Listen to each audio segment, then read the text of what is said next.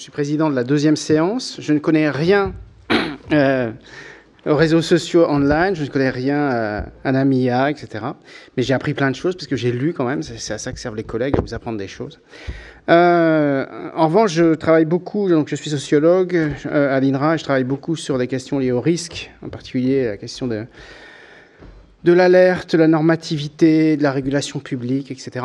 Et donc c'est à ce titre que j'ai été invité à introduire cette séance. Donc j'essaierai d'aller très rapidement pour laisser toute la place aux deux intervenantes qui sont à ma droite.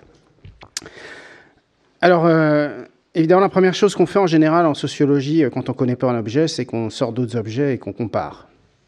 Et donc la question qui me semble importante ici, c'est la question du danger à combattre. Évidemment, c'est l'un des éléments essentiels sous-bassement du projet, non pas assumé par ceux qui les portent, mais assumé par une partie de la sphère publique. Et donc je suis reparti de ce magnifique poème publié en 1847, qui évoque donc un corps féminin, avec toute son attirance, etc., mais qui évidemment pose problème. Pose problème parce que l'expression d'un discours public qui met en scène comme ça une femme aussi sensuelle, qui évidemment est de Baudelaire, donc, est problématique. Et donc c'est le fameux procès des Fleurs du Mal. Et que dit le procureur général dans son réquisitoire? S'il a ces peintures obscènes qui corrompent ceux qui ne savent encore rien de la vie, c'est très important, il devient un danger toujours permanent, parce qu'évidemment, là, c'est pas un blog éphémère, c'est un livre, un vrai, qui reste dans la bibliothèque, et donc qui corrompt des générations entières en tant que tel. Et donc la construction de ce danger qu'il faut combattre, c'est vraiment l'expression, voilà, là, une expression publique qui met en scène des corps. Aujourd'hui, si j'ai bien suivi, donc il y a des sites, des blogs, tout un tas de formes d'expression qui prennent exactement la même forme. C'est-à-dire là, vous voyez une pyramide qui est un peu détournée, on va dire ça en tant que telle. Vous voyez, très peu de nourriture et beaucoup d'eau.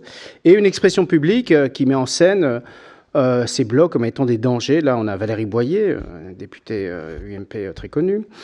Ces attitudes et contenus médiatiques sont susceptibles de mettre en péril la vie d'autrui et d'exposer les personnes fragiles à un danger de mort.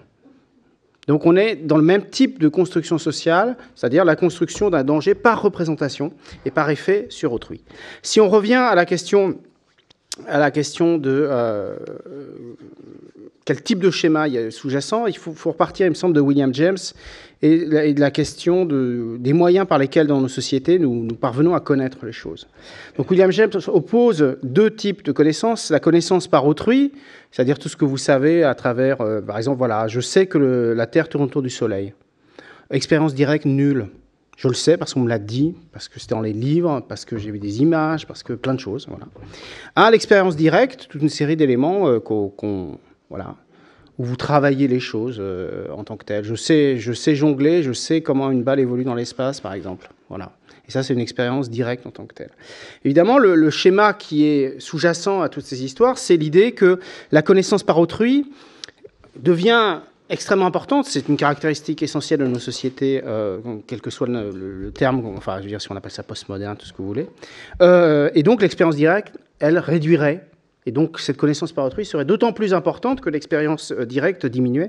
Et donc, on a le même problème des publics, hein, c'est-à-dire milieu 19e, évidemment, Baudelaire, le problème, c'est pas d'exciter les sens des vieux bourgeois. C'est pas le problème. Ils savent ce que c'est que la vie, les femmes, tout ça. Non, c'est les jeunes filles, c'est les pauvres, c'est tous ceux qui sont faibles et qui seraient donc faibles et sans expérience et qui seraient donc dirigés par cette expérience indirecte. Autre type d'objet, donc ça m'intéresse, c'est-à-dire le schéma en fait qui est sous-jacent, c'est celui-là. Le premier, c'est l'idée qu'il existe des représentations qui sont relativement autonomes des pratiques.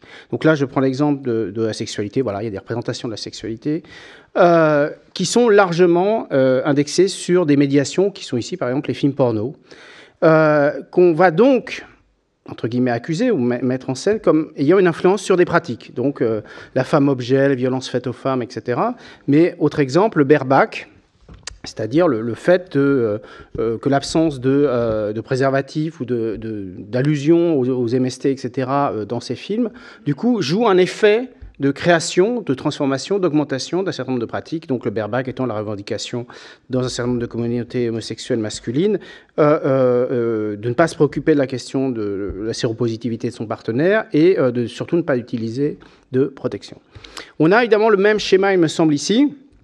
Donc la minceur, l'alimentation, tout ce que vous voulez, donc toute une série de représentations, des blogs qui apparaissent, et puis des pratiques autour de troubles des comportements alimentaires, avec l'idée évidemment que ces représentations médiées par des blogs ont une influence grandissante sur les pratiques, avec évidemment horreur, et c'est là évidemment où se situe le véritable risque, un effet en retour et donc une création d'une bulle permanente, d'une épidémie véritablement autour de ces blogs en tant que tels, qui donc devraient être amenés à disparaître. Et si elles disparaissent à ce moment-là, évidemment, tout va bien.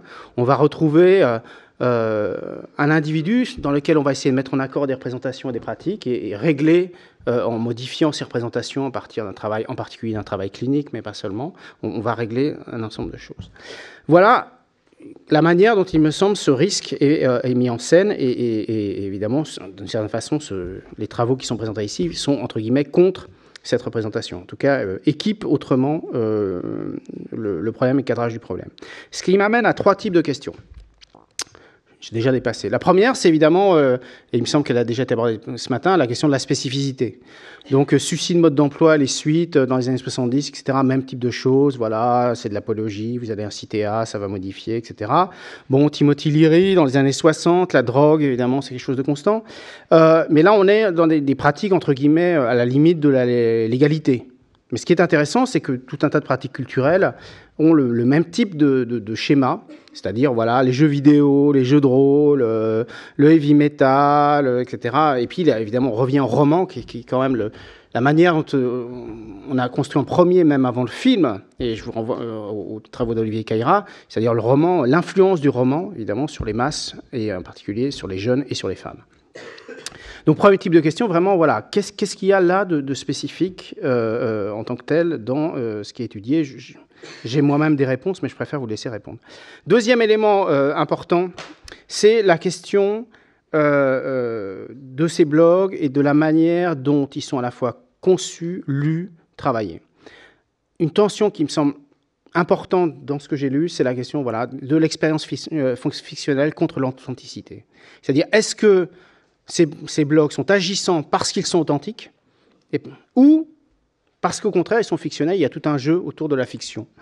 Deuxième élément qui ne se recoupe pas, c'est la question, d'un côté, l'expertise ou l'autosupport. Donc, on a beaucoup ça dans les groupes des usagers de drogue, etc., versus le témoignage. C'est-à-dire, est-ce qu'on est sur cette modalité-là, c'est-à-dire, voilà, je témoigne de mon expérience, au contraire, sur des formes d'expertise et d'acquisition de connaissances, ce qui recoupe partiellement la question de la généralisation contre la singularité. C'est-à-dire qu'on peut défendre un modèle de singularité d'une expérience, par exemple la performance artistique en tant que telle, le caractère extrême.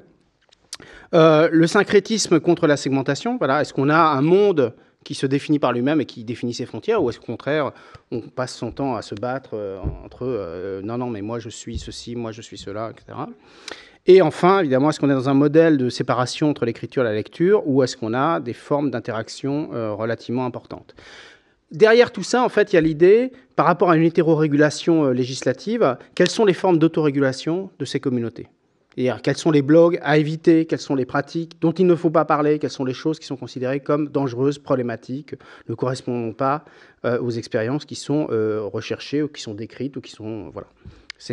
Derrière, c'est la question du modèle de l'autorégulation. Et enfin, j'ai une dernière série de questions pour les intervenants, c'est évidemment le type d'analyse et les types de variables utilisées. Bon, alors, il y a beaucoup garçons versus filles. Hein. On voit ça, donc le sexe ou le genre, enfin là c'est plutôt le sexe, évidemment qui est prise entre guillemets comme variable naturelle, c'est-à-dire qu'elle est très présente, elle est très forte, tout comme jeune versus vieux ou plus jeune, ou les 11-13 ans versus 14-16, etc. Voilà. Et donc je pose la question du statut de ces variables, est-ce que ça a un sens par rapport à l'objet étudié, est-ce que c'est important, en quoi c'est important, ou pas. Avec au centre de ces variables, une chose qui m'étonne toujours beaucoup, là je vais un peu critiquer, c'est, voilà, ça me rappelle les latouriens, les gens qui travaillent sur la sociologie des sciences, qui disent sciences et politique, c'est tout ça est mêlé, etc., etc., c'est pas le problème. Puis après, ils vous ressortent scientifique versus profane, scientifique versus profane. Donc ils rejouent en scène les catégories. Et donc je me posais la question, pourquoi est-ce important, en dehors du retour au commanditaire, de maintenir par exemple online versus hors ligne, pardon, excusez-moi. Pourquoi c'est important alors que, par exemple, vous décrivez dans un des papiers une trajectoire, c'est-à-dire je l'ai connue là, mais en fait maintenant c'est ma meilleure copine. Bon, voilà. Et pourquoi rejouer cette séparation alors qu'au contraire on a une multitude d'expériences différentes. De même, bon, la question du lointain versus le proche. Alors j'ai bien compris qu'il y avait des réseaux autodessinés en tant que tels, mais ce qui me semble, ou la question de la popularité versus la marginalisation, ce que ma critique, ou disons le point de vue que je défendrai ici, c'est quelles sont les transformations et quels sont les processus. C'est-à-dire que là, on a des états. C'est-à-dire on va décrire des états. Voilà, vous êtes un garçon, vous êtes une fille, vous avez 14 ans, machin. Et donc, quelles sont les transformations à l'œuvre, que ce soit du côté des personnes, des contenus, des blogs, des formes d'interaction, des collectifs qui sont créés en tant que tels, plutôt qu'avoir une vision finalement relativement à plat, dans lequel on va redistribuer des éléments et attribuer des catégories de manière stable, que ce soit, enfin dans ce cas-là, c'est plutôt à des personnes ou à des types de relations. Je vous remercie et je laisse parler les intervenantes.